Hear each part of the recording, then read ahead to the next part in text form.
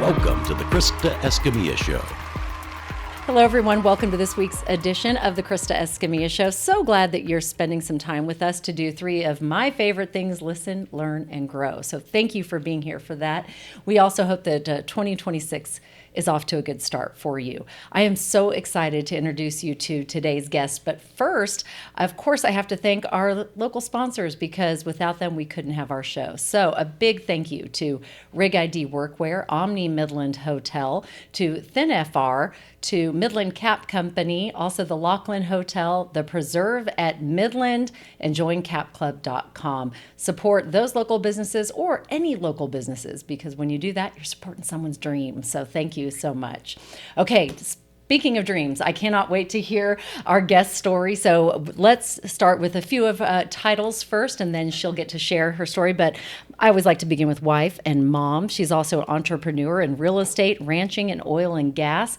And she is passionate about education and has started a new podcast. So please help me welcome to our show, Ashley B. Cash. Thank you for being with us today. Thank you so much. Thank you for having me. I'm glad to be here. Everybody's clapping at home. Big round of applause. Big round of applause. Well, let's clap for them. Well, we do. Yes, let's do that because I'm so grateful for our listeners. And we are here to hear your story because your story is an amazing one. And I want to start from the beginning. And I always like to start with, how did you get to West Texas? How did I get to West Texas? Well, I was born and raised in Amarillo, Texas. I come from a family of ranching and oil and gas. My family's been in ranching and oil and gas for about 140 years. And I ultimately moved to Lubbock, Texas for my husband, although he was with Atmos Energy for 26 years, and we moved all over Texas. And ultimately, when he retired, we chose to move back to Lubbock, back to West Texas, because this is where the very best people in the world live. Fantastic. And I know you did some time here in Midland as well. We did. We were here for 9 years. I was part of the junior league, and I have some of my best friends still live here. So I come back often, and I try to get them up to Lubbock to a Texas Tech game as often as possible. Because y'all are big Tech fans, right? We are big Tech fans. I didn't go to Tech. I actually went to SMU, but I have adopted Texas Tech. I think living in this part of the world, you almost need to adopt Texas Tech. It's one of our biggest employers. It's one of the biggest drivers of our economy, even here.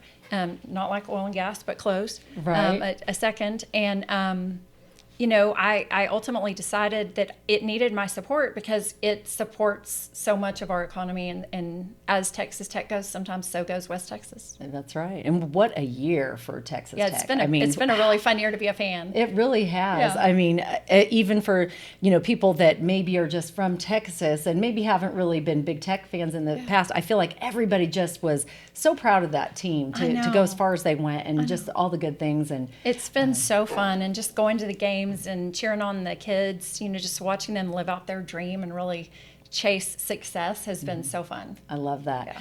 Let's talk a little bit about your background and you said you went to SMU. What did you study and all the things? Tell us. tell us. So, well, I actually went to boarding school in Dallas to start with, and then I went to SMU and I double majored in business and Spanish. So spent a little time in Mexico, a little time in Spain, getting to know my Spanish better. And then went in, actually my first job was in land development, second job was in banking, and then sales. I've always been in sales my whole life, it seems like. But I guess everything in life you're trying to sell, whether it's yourself or something else. Very true. Yeah. That is very true.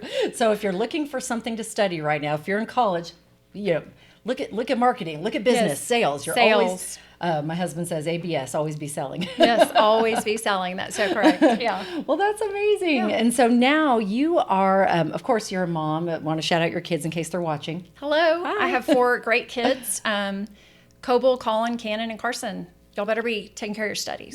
do the things. Do the things you're supposed to be doing. That's right.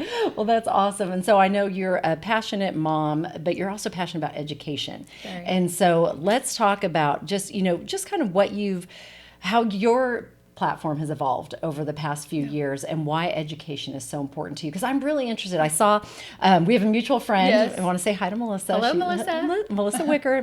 She's been on the show.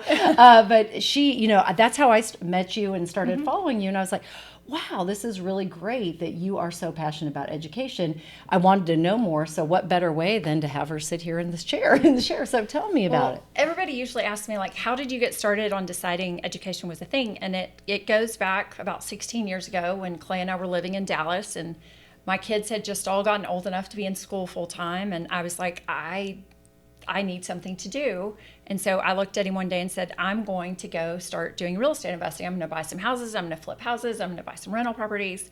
And so one day I was door knocking foreclosure houses in Dallas, Texas, literally walking up to doors, knocking on the door, taking 10 steps back, being like, hi, my name's Ashley Cash, and I'd like to talk to you about 13 ways to keep your house out of foreclosure. Oh, that's a good opening line. Yeah. I like it. It was better than having the door slammed in my face when I said, I want to buy your house. Right. They didn't want to sell it, right? Which made sense. Right. And what I realized is those people who are in that worst situation in their life, they hadn't done anything wrong. Mm-hmm. But we as a society in our education system had failed to prepare them for life. Mm. And they didn't know, they had never been taught to budget. And they didn't know that their mortgage and the expenses related to their house should not be more than 25% of their net income. Right. And at that time, banks were willing to give someone a mortgage for up to 40% of their gross income. Wow.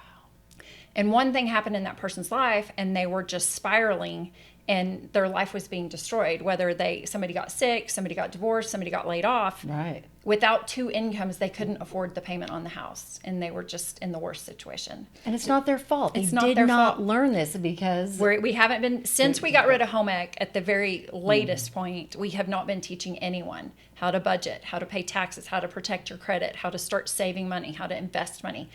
And that is a fundamental thing that we should be teaching in schools. And I'm going to jump ahead here, but I'm very excited to say that the Texas legislature this last year during the 89th session passed HB 27.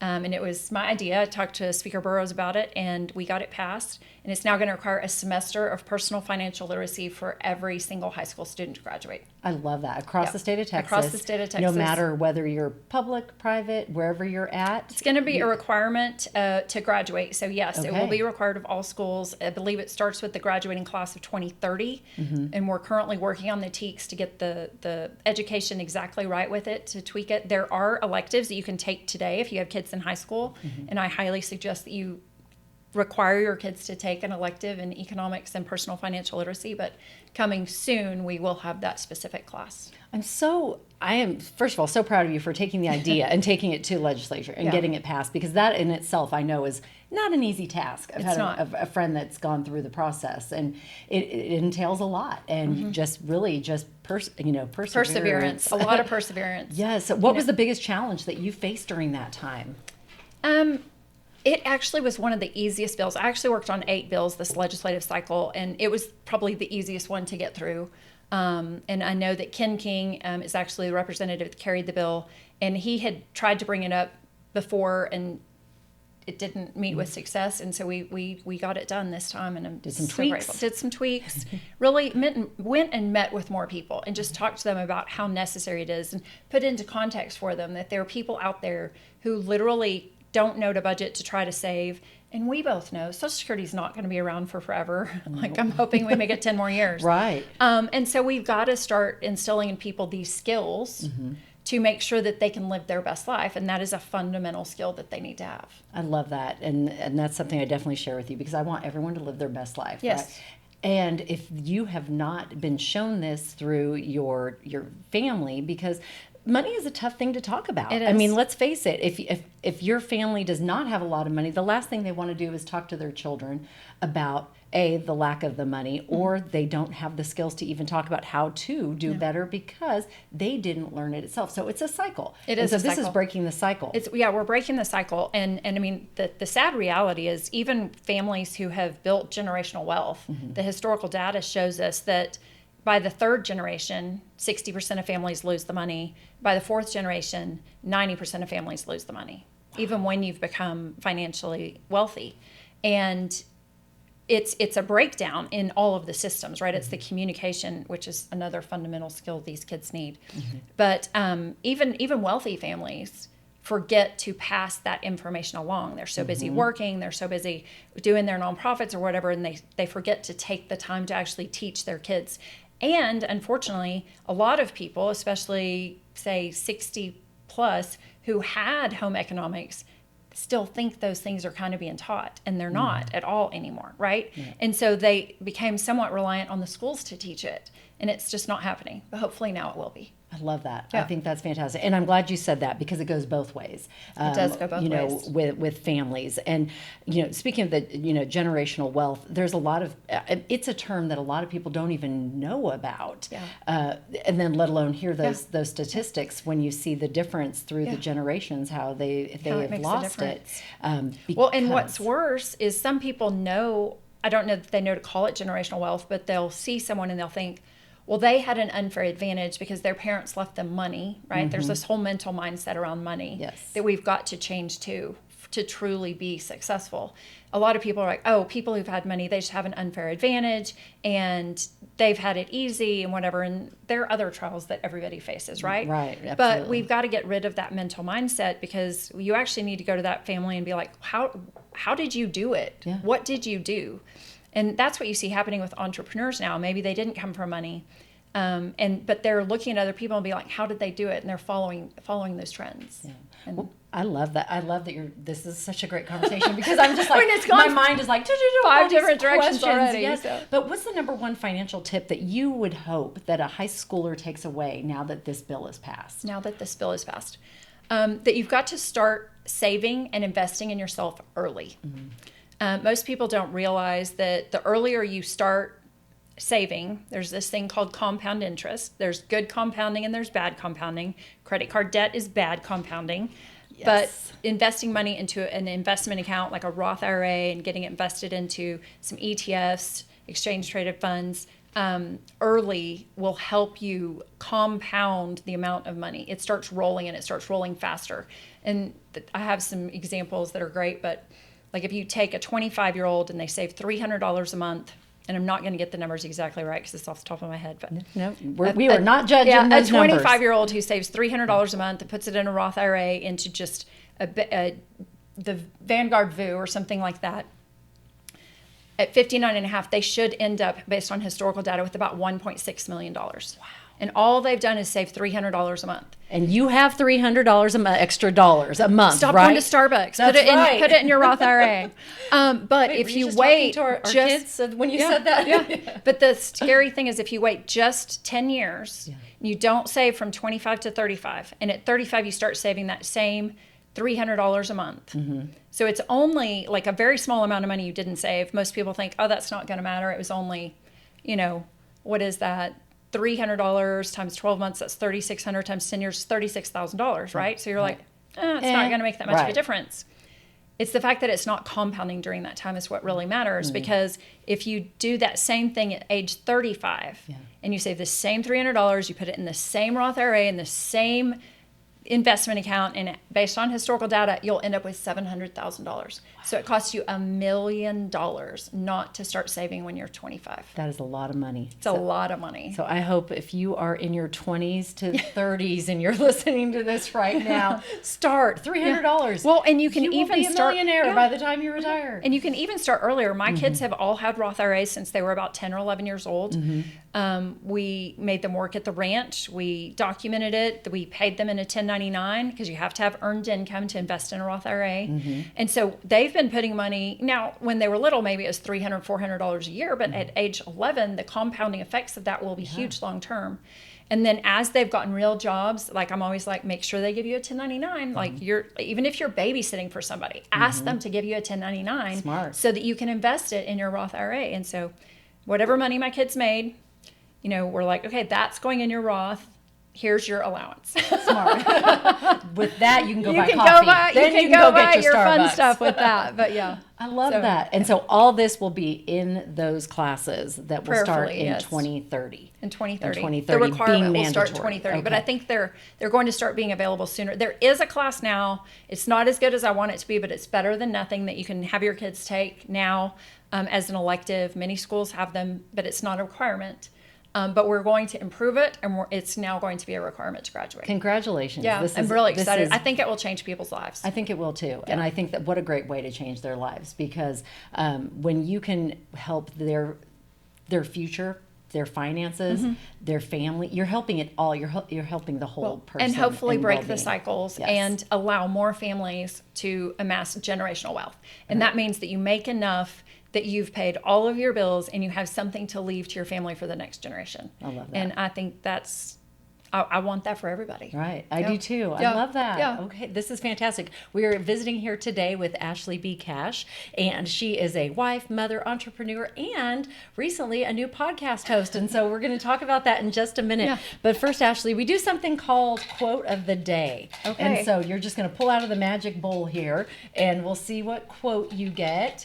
And then you'll tell me what that quote means to you. Which card did you get? The brave card. Because it's pretty brave what you've done. Because to stand in front of legislature, I can't even imagine how brave you must be. So what is the card? There's going to be a quote right there. Tell me what that quote says. I am not a product of my circumstances. I am a product of my decisions, by Stephen Covey. And I totally love this. I got the chance to meet him at the World Business Forum. I guess 2 years ago, I went with Texas Tech, and it was fabulous. He's a really neat man. What does that mean to me? It's not what you've been through in your life. It's what you do next. It's not whether or not you're scared. We're all scared. It's that you go ahead and you do it anyway. Yes. It's not that you're scared. It's that you get up that morning, and even when you're afraid, you take that next step forward. And I think it makes such a difference in people's lives. I see people all the time who are like, oh, I'm too scared to do that. And I'm like, you may be missing out on the very best thing for you. Like, if you're being led to something, but you're not doing it because you're scared, you may be missing out on the thing that God has for you. That's right. Right? And so I've lived my life by that. And I've lived a very, very blessed life. I come from a great family, but I've faced my own challenges and had to get up every day. In fact, when I lived here in Midland, I probably had, while it was one of the best experiences of my life, when my husband said we had to move, I was like, no, I don't want to leave Midland. I love it. And had good best friends. But I also went through some of the hardest experiences of my life with my family and extended family and things like that just were crushing. Right. But just got up and every day just put one step forward, just move that next step forward. And I think that's so important to remember, because it's so easy to think that not everyone has problems. Everybody has problems. Everybody has those days. Even the most positive person in the world. I'm trying to think. Tony Robbins. Tony Robbins has problems, right? His problems are just on a different scale. But he's pretty positive. Yes. Right? But everybody has them. And so I love that. Just do the next best thing and just get up and go. Do you have a quote or a Bible verse that you've lived by that really kind of speaks to where you've gotten so this many positive attitude? I think I'm just even trying to remember who said it, and I actually didn't recall it, and I just saw it recently, and was like, that's where I got that, and I didn't know it. I was speaking at an event in New York not too long ago, and my whole speech was about what you just talked about, awesome. Not letting your past define you, not letting that your past can either be an anchor that pulls you back, or it can be an engine that motivates you forward. And that we all need to use it as an engine. Use those things not to be like, well, I can't do this because of X, but to be like, I've already learned to overcome adversity. I've learned to persevere. I've learned all these skills from my past. How am I going to use those to move me forward? And that's what I've done in my life. And that's the way that I live my life every single day. And just knowing that I'm still here, so God still has a plan for me. So I need to get up and tackle the day. Right. Just keep moving. Keep moving. Yeah. I love that. Thank you for sharing that. So let's talk about the podcast and how this came to be a passion project for you. Tell us the name, where we can find it, and all the things, and then what your goal is for it. So I need to go back about 5 or 6 years, and after I had noted that our education system was bad when I was door knocking those foreclosure houses. About 5 years ago, I started working on legislation that I believed in. So I do fundraising for different politicians, also as a volunteer, just people that I want to see get in office to do good things. And through that, built some great relationships. And all of a sudden, I started learning about legislation that I believed in, and I wanted to make sure it passed. So I started going to Austin and talking to the people I knew, meeting new people, and trying to move legislation forward. Not paid, not reimbursed, on my own dime, but just believing in something and wanting it, and thinking it was going to be best for our community, our society, helping people. And I started realizing that, and you hear people talk about it all the time, that they're like, man, our education system is not very good, or our local schools aren't very good. We need to do better. But I realized that we had small little splinter groups working on education, but there was no one really bringing all those people together to work on education. And then when I realized that there's a lot of good pieces of legislation and they get stopped by the teachers' unions or even school boards not because the board members are bad, because they're great teachers and they're great school board members, but sometimes the organization themselves has an ulterior motive. And that is what I was finding. But yet they will tell people that a bill is bad when in fact I know it's a good bill, or it's the best that we can get done right then, right? Like I'm willing to take some forward progress and come back and fix it even more the next year. Right. I just want forward progress. And I realized that I needed to start building a movement and bringing all of the people together to work together to not just create pieces of legislation that help, but to actually transform the K through 12 education system. And so that's a big on table for me. Yeah. When you're saying that, I'm like, whoa, where do you even start, Ashley? Yeah. And sometimes I think even the splinter groups that are working on it today, and there have been, we had a great legislative session. Thanks to all of our West Texas representatives and senators, and in particular the governor and speaker boroughs. We got some great pieces passed this year, but this is the way I explain where we are in our education system today. And I actually got this from my co-founder of Texas Transformed, Robbie Kirkpatrick. But it's like our education system is the Titanic. Okay. And we all know the Titanic is sinking. Education system is sinking. We are failing on every metric. And we're using legislation to plug holes. And we're keeping it afloat. Okay. But we're not really making it better. And what we really need to do is to transform it. We need to get it to actually turn in the right direction. But today with AI, we also need to turn it into a spaceship.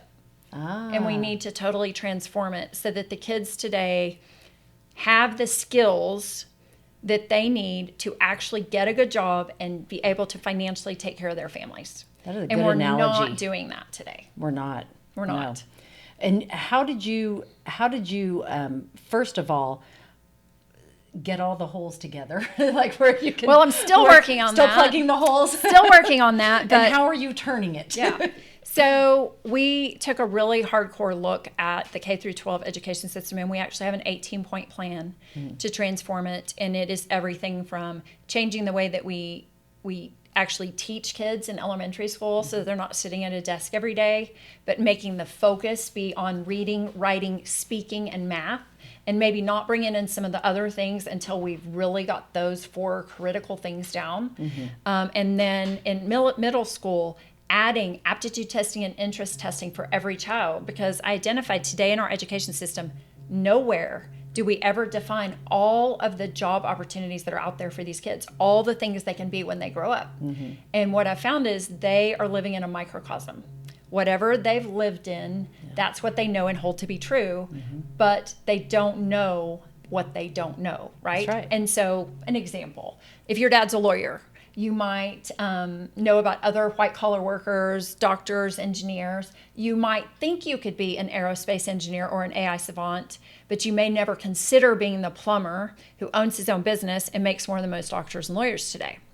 On the other side, you may be the child of a roofer, really great blue-collar workers in construction, good people, and you may think that your future is in construction because that's all you've ever been around, and yet you may never consider being the aerospace engineer or the AI savant or the owner of the plumbing company, right? Just because it's not been in your world yet and you're unaware of it. Because again, you don't know what you don't know. What you don't know. Right. And so we want to do the aptitude testing and interest testing for every child in junior high, and then line the child's aptitudes and interests up with jobs that are in need in their local community, at the state level, and at the national level, that line up with their aptitude and interest, and say, here are all the things that you can be when you grow up.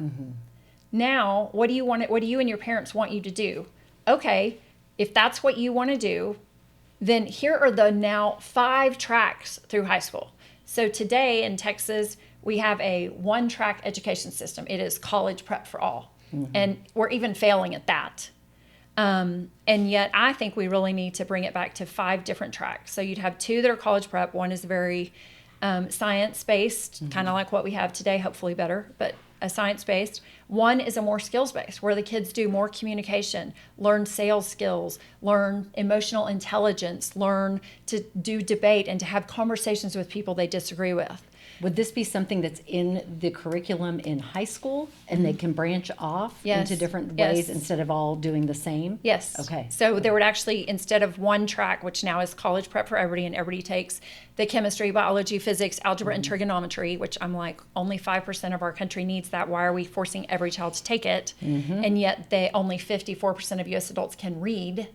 Like, we need to get back to skills-based learning and making sure that the kids actually have the skills they need to be a productive adult. And that does not mean every child taking chemistry, biology, and physics. Right. Now, they might take a life science, so they know something about each of those things that they might need for a human life, but not 3 years of heavy science that doesn't build them any skills for their future. Well, and it's so true, because you take some of these classes and you know as a parent that your child is never going to use that again. One of my kids came to me and was real stressed out over a test, and I said, I'm sorry, but you are never going to use algebra in what you want to go into. And they said, well, why am I having to take it? Because it's the rules. Because it's by law, to graduate, you have to have that class. Right. And that's one of the things that we need to change. We need to say, you have these 5 different tracks. The very classic college education, yes, you're going to need those things. If that's the route you want to go and that's what you need to be a doctor, an engineer, a scientist, absolutely. Yeah. But if you just need to go to college because you want to be a accountant, you probably don't need biology and chemistry. Nope. But maybe you need more math, you know, or maybe you need bookkeeping to learn bookkeeping 101, right? We've got to start letting the kids actually have paths that are going to provide the best skills for what they want to do with their life. So you want the path to start earlier in high school than in college. Yes. Because you hear it all the time, oh, well, I didn't get to study what I wanted until I got to college. Yeah. So let's start it earlier. I love that. So through the podcast, you are now interviewing people. What is the goal of it, and how do you hope to reach the people that will be able to make this shift in education? So it's a multi-pronged approach. The podcast is about getting the information out there, making the information available to the general public, bringing in the experts. I mean, I've had the commissioner of the Texas Education Agency on, who is the foremost authority on education in Texas. I've had senators and representatives on. I had Chancellor Mitchell from Texas Tech on, talking about what they're seeing in college and how kids actually coming into college are not prepared. In fact, 60% of entering freshmen are having to remediate basic math and basic English because they're not prepared for college. So back to, we're failing at our one job today. It's bringing in people who are talking about what the problems are, but also talking about some possible fixes to the problem.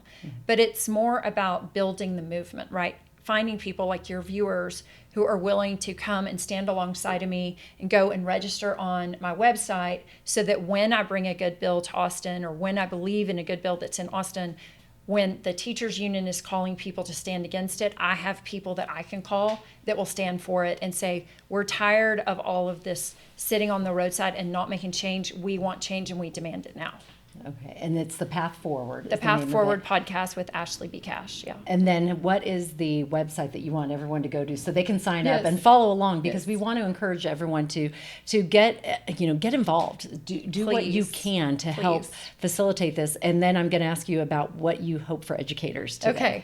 Okay. So if you would go to www.ashley, ASHLEY, middle initial B as in boy, Cash, CASH.com. So ashleybcash.com. Okay, so please do that as soon as you're done listening to this. Go online, because we want to get as much support as you need for what you're doing. Let's talk about the educators that are listening. We have a lot of teachers that are listening, a lot of future teachers. How do you want them to know this could change their path forward as well? Pun intended. Yes. Well, number one, I think teachers are the most important thing in education. I think we have some really great teachers. Unfortunately, in the last few years, they've been asked to do things that they shouldn't be doing. Instead of them actually getting to focus on teaching, which is what they're really passionate about, they're being asked to do so many other things in the school that takes them away from that. The number one thing that schools, let me back up. The number one thing that is attributable to a successful student is parent involvement. But the number two thing and the first thing that schools can have an impact on is teacher engagement. And unfortunately, the curriculums that we have now and the pull on teachers' time with all of their extra responsibilities is not leaving much time for them to engage with students. And so I want to be a voice for teachers. I think they're the most important thing that we have in our education system. And I think that they have not been getting a voice at the table, that the teachers union is saying they represent them, but they have not been doing a good job.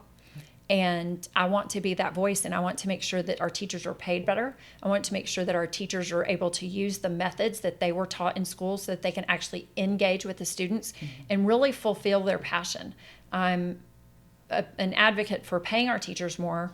And we did, thankfully, the legislature did give us an extra $8.5 billion this year, and 60% of that is ear tagged for teacher pay. Yay. I can hear them cheering at home. Yay. Because in past, we'd send money and it would all go to administration, not to teachers. But there's some good things for them. But I still think that they need more. But I think that the number one thing that I'm going to be fighting for this year is a teacher whistleblower bill. Because I have teachers come up to me off the record and talk to me about what's happening in the classroom, and they're really upset about it. But they can't say it publicly for fear of being hurt in some way. Retaliation in the school. In the schools, yes. And there is an overarching whistleblower bill, but it's not specific enough to teachers to truly protect them. They may not be able to get fired, and they may not be able to have their pay docked, but there's so many other ways that they can be. They can get the worst group of kids. They can be given the worst classroom. They can be ostracized by the administration can tell all the other teachers not to talk to them. There's so many things that can happen to them that they need more protection so that they can really tell us, the parents and the taxpayers, what's actually going on in the schools. Is there an immediate, I don't want to say fix, but I guess fix. Is there an immediate fix that maybe teachers can do right now that can help facilitate what you want for these students? Like that they can incorporate right now into their daily, if they're listening and they're going, I want my students to learn these things. I want them to be more well-rounded. And is there one or no? It's hard because the curriculums that they've been given today, most of the curriculums are basically a script with a timer. And it doesn't allow the teacher to do very much more. Especially with all the other responsibilities that they've been given that are pulls on their time. I think the teachers are doing the very, very best job that they can, but we just have taken away some of their abilities, and we've taken away their time to really pour into the kids. And unfortunately, because of the way that the pay has been set up historically, the teachers were capped. They were paid based on the years that they worked, not on what they themselves were producing. So you could have two teachers, one a really, really good teacher who is going in early, meeting with kids, staying during her lunch hour to meet with kids, staying after school to meet with kids, has her lesson plan done 2 weeks out. And that teacher is being paid the same amount as a teacher who gets to school 5 minutes early, goes and does their own thing at lunchtime and doesn't stay after school, right? And so this year we added a big part of the teacher pay to go to merit-based pay. And I'm hoping that that will help. But we need more of that. We need more of the go above and beyond and them getting compensated for what they're actually doing and the results that they're creating. I love that. And we need better curriculum that allows them to re-engage with students and to go at the student's pace and to do what each student in their class needs versus a script. If you had a crystal ball and you could look at education 50 years from now, what would it look like? Oh, gosh. There's a lot of people that are really advocating for AI teaching. And I think when you sit there and you look at the data and it says teacher engagement is the number one factor in kids actually being able to be successful, that's not the answer. Now, do we need to teach the kids AI? Yes, and we need to teach it to them in an ethical and moral and with values-based. But you can't take it out of the classroom, but it should not be the primary focus. It should not be and we saw that during COVID, right? The results of COVID, of all the kids being online, are horrible. And so we've got to go back, in a way, we've got to go back to a classical education system, the way that we taught there. I love the Montessori-based teaching for young kids where they're not sitting at desks and they're actually being able to move around the classroom and interact and have tactile learning. And I think that we need to get back to that. But the future does hold some AI, but it still has to be taught and led by teachers. And but we need a robot teaching our children. No robots teaching our kids. Sorry, Rosie from the Jetsons. Yes. Unfortunately, and this is the hard part. This is what everybody's like, well, it's so expensive. Yeah. We need to start teaching to each child. Yes. Education should be more specific to each child, and not everybody's taking this, right? Because we used to have a system that taught skills-based learning. Even as you and I were growing up, we had more skills-based learning than the kids do today. This is the thing that I always find funny, is I will have people my age and older say, well, I know there's something wrong with the education system, but I took the same classes and I turned out okay. So these kids just need to work harder, or it's all the screen's fault, right? Yeah. And what you don't realize, and if you're a parent today and you have a junior or senior in high school, I beg you to go and look. The kids today graduating high school have the skill equivalent of what we had about when we graduated 6th or 7th grade. Wow. They're not good readers. They are really not communicators, either written or face-to-face. And some of that is screens, but some of that's the curriculum. Right. They are not able to think critically. They are not good problem solvers. And if I had a wand and I could wave it, that is what I want every kid to graduate high school with those 5 very, very basic skills. And it's going to take transforming the education system and changing what we're doing today and changing the direction we're headed today to make that happen again. Well, thank you for doing what you're doing, because I think it is a passion project. I can tell you love it. It is a passion project. You know your numbers. You have so much knowledge about this, and I love that you are pouring your time into this, into the future of kids, that you won't even never get to meet, but you're helping so many people by getting these skills into the system. Because, I'm with you. For me, communication, to me, at face-to-face, there is nothing better. There is nothing better. Like, if I'm given a choice between a Zoom interview or an in-person interview, I am going to say, let's get together right now, because I want to see face-to-face. I feel like that's when the best possible outcome for whatever the goal is. It's when the emotions are involved, when a person can see the way what they just said makes the other person feel, and then address it. I think sometimes where we really go wrong is those text messages or Snapchats when one person thinks they said, I want you to be there, and the other person thinks they said, I don't want you to be there, because you missed all the emotional part of it, right? Yes. One of the things, I mentioned that our education system is failing on the college prep. And something I want your listeners to know is that the TEA has new data, and they're very proud of it. And the TEA is actually doing better. Under Commissioner Mike Morath, things have gotten better, but not fast enough, in my opinion. But the TEA came out with new data this last year, and for the first year, they're tracking kids for 6 years after high school. So for years, they've been saying, we're really proud of Texas education because, of the kids who start their freshman year of high school, 90% are graduating. And that's great. Then they went on to say 54% are prepared for the military, a trade, a first job, or college. I'm like, okay, what happened to the other 46%? Exactly. Well, then, now that they have the data tracking kids for 6 years after high school, we now know that 6 years after high school, only 36% of kids are getting a college degree, a junior college degree, or a trade certification. Wow. So what's happened to the other 64%? And this is why it's so important. 64% of every graduating class is graduating and not probably going to go get any other form of education. And yet that high school education today has 0 skills attached to it.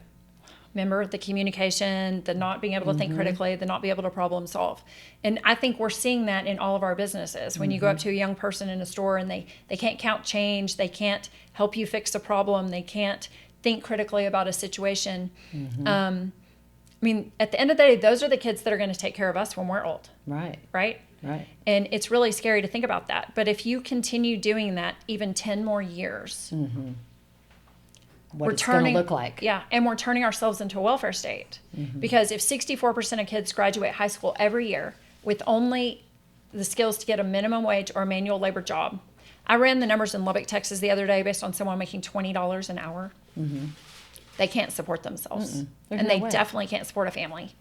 And so they're going to end up on some sort of government subsidies. So we are, in effect, turning Texas into a welfare state with our education system. And it's just not okay. And it's not fair to those kids. Unless We've got something's to do done. better. We've got to transform the system. And we need quick change. Yeah.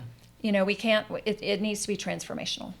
Well, I applaud you for what you're doing. I think it is amazing, and I hope that we can see something turn around in the next 10 years, 15 years, because their futures depend on it. All of our future truly depends do, on all it. of it. Yeah. We do something called Question of the Day, Okay. Ashley. We're sitting here in Midland, Texas with Ashley B. Cash, and we are talking all things education and life, and I can't wait to see which question you get. Oh, gosh.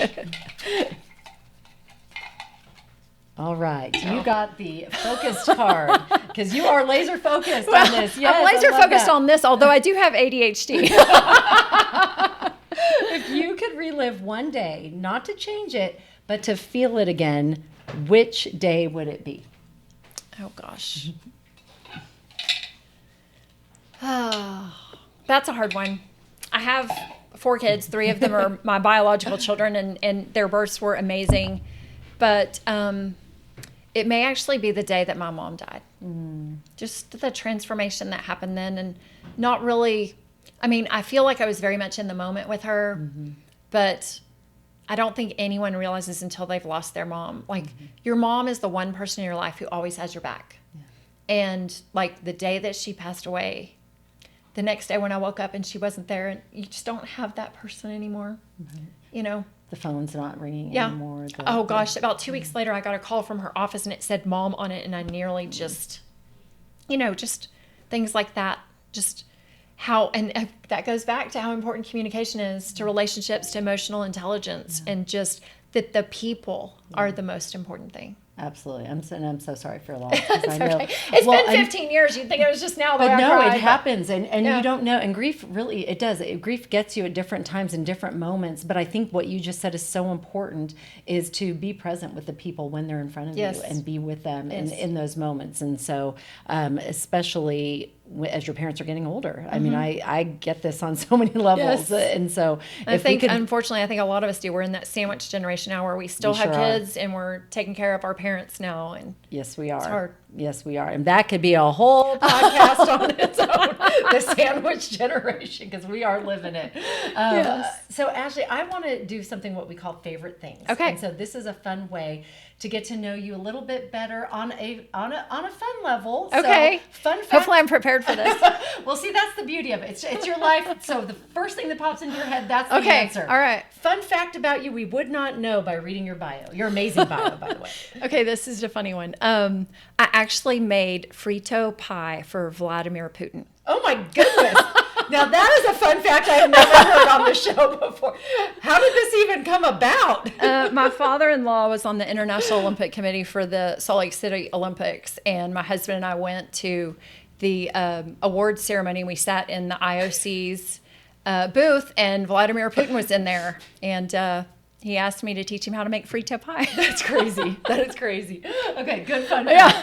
All right, next one is life hack. Something that makes your life a little bit easier that you want to share with all our listeners so they can try it out. Well, my favorite life hack is after a really long, stressful day, I go and get in my bathtub and I read a book. Okay. A real book. I like real books, Yes. but there's a fabulous statistic that says if you will teach a child to read a book a week for the rest of their life, statistically, they will either be a top 1% earner or a highly sought after expert in their field of expertise. And you can escape in a book. If you don't have money, get a book and go read about Jamaica or someplace and escape in your book. Yes. Right? Or there's little free libraries. I Yes. love all the free libraries that you see Yes. around town. Go put a book in, Yes. grab something, and learn something Yes, new. I learn love something that. new. Learn something new every day. I love that. Yeah. Yes. Good life hack. Okay. Your hype song. You're walking into an event. You've got to speak. Oh. What song is playing in your head or in your car? She's looking at Maddie right now.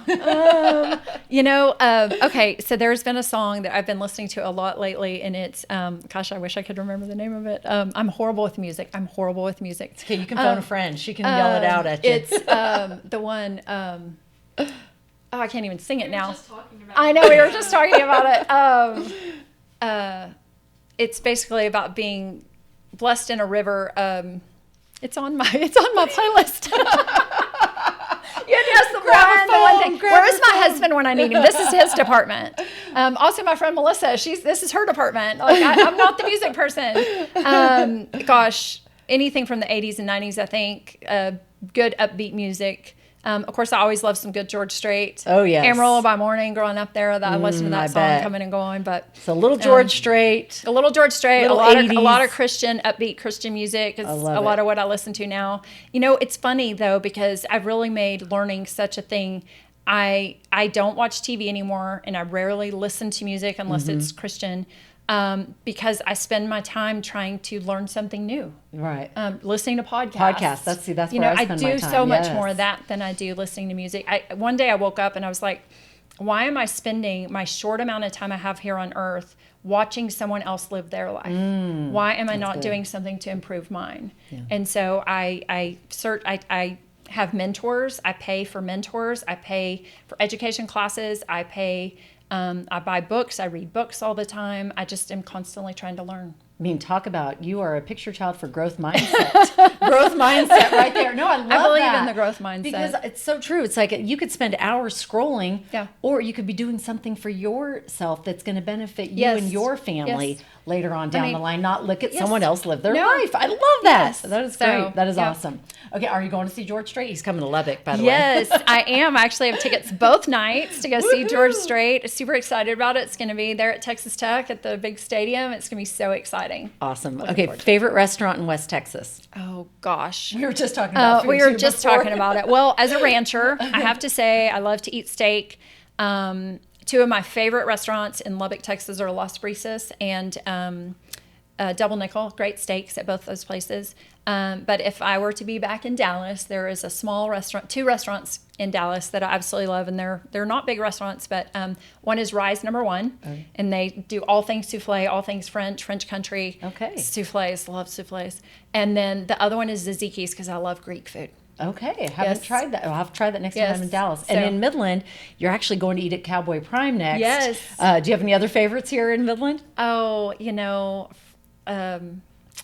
She had pork and pig for lunch. I did have corn One and of pig our for favorites. lunch. Yes, and that was so good. Oh my gosh, the duo. I love their guacamole and pimento cheese. Yes. Gosh, I'm trying to think.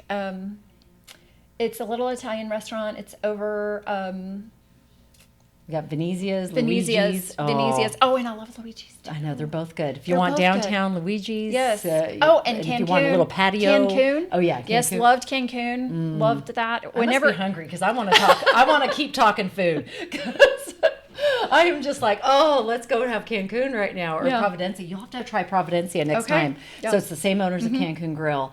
It is Al and my new favorite. Yes. But I'm like you. I love hometown restaurants. Yes. I love supporting local. Yes. I think it's so important, especially out here in West Texas. It's more important than ever. We've got to support each other. Yes, absolutely. Okay, I know we're running to the end, right? Al said yes. We're let's see, favorite. Okay, I want to know your favorite movie that is really kind of, it's that one go-to movie that you're like, oh, I love the message behind this one.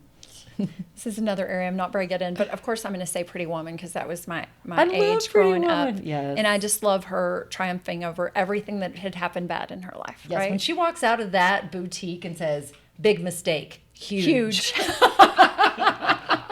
Well, and Love just that line. just watching her transform herself right there, Yes. and it didn't matter what she'd been through or what she'd done in her past. We can all transform ourselves and come out and be wearing the fancy ball gown and going to the fancy. Yes. Everyone can transform their life. It really is true. It doesn't matter what you've been through in the past. It's you take that forward step and you decide to transform your life. Absolutely. Yeah.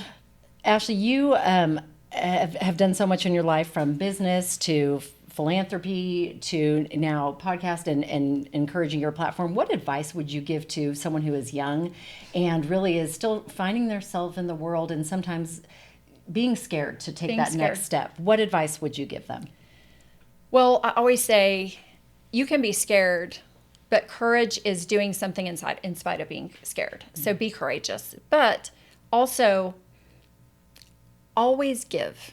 Yes. Always give. We all have something that we can give, right? If you don't, it doesn't have to be money. It can be your time. It can be your resources. It can be your knowledge. Give, because it comes back to you tenfold. And when you're in a work environment and you're a new person trying to make your way up, when you have 10 extra minutes, go ask someone else if you can help them, right? Go the extra mile, do the extra step. It will come back and help you in the long run. Absolutely. Always. Is there anything in closing that we haven't talked about yet today that you're like, oh, I hope that we get to talk about this, or maybe something else I don't know, because this is our first time really getting to sit and chat. So anything about your story that you think is important that you'd love to share with our listeners today? Well, as I said, the years that I spent here in Midland were some of my best, and I didn't want to leave when my husband got transferred. But they were also, at that point in my life, some of my hardest. That's when I lost my baby, I lost my grandmother, I lost my mom.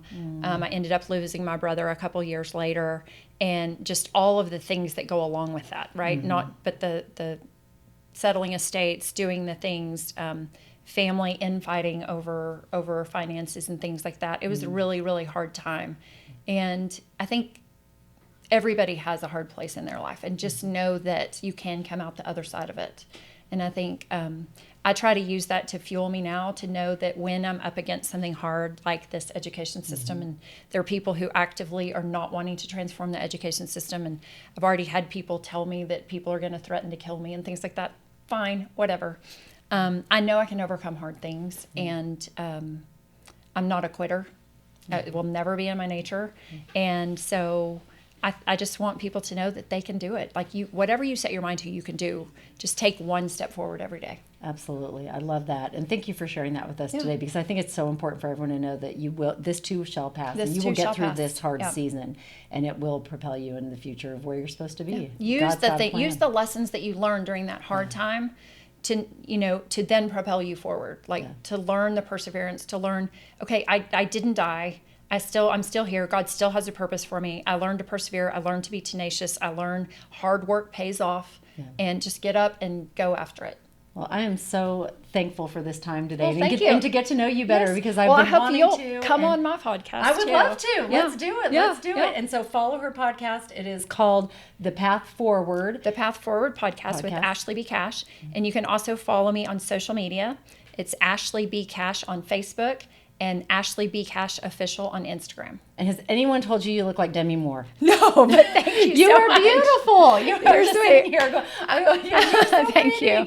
But no, you really do. You look like, maybe I'm watching too much Landman lately. I don't know. By the way, have you watched Landman? Yes. Oh, yeah, aren't we all? Yes. Right? You can't live in West Texas and not want to watch Landman. Although people ask me all the time, I'll be in Dallas or New York, and people will bring up Landman, and I'm like, well, it's not quite exactly like what is happening in Midland, Texas, but it's Hollywood's version. Yes, it's Hollywood's version. Sure. Yeah. But there are some similarities. I've noticed a few key places here that are actually on the show. So, thank you for your time today. We wish you much success in what your goals are for your future and for education. I hope to be sitting here with you 10 years from now, and we're seeing some major transformations. I hope we're sitting here 3 years from now seeing major transformations, and that is my goal. And I just hope that every single one of your viewers will come and join me and register on the website, ashleybcash.com, so that you can help me make this happen. All right, let's do it. Come on, guys, let's do it. Let's stand behind her and do it. Thank you so much, Ashley. What a pleasure